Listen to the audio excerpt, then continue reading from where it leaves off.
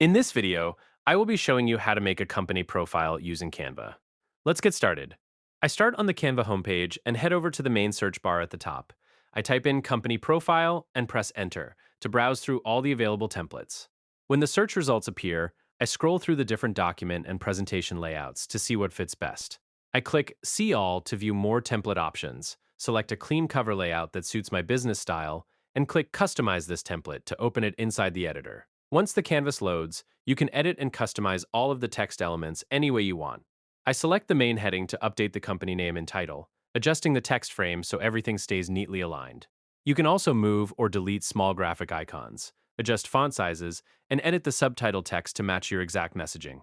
Next, you can easily change the color scheme and overall style to match your brand identity. I select the background shapes on the cover, open the color palette, and adjust the colors using custom gradients or solid fills.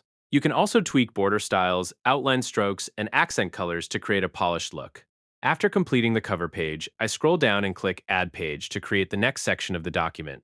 On this new page, you can clean up or modify the layout the way you want by deleting placeholder images, removing unnecessary frames, and preparing the canvas for your own content. And there you have it. That's the complete process of how to make company profile using Canva.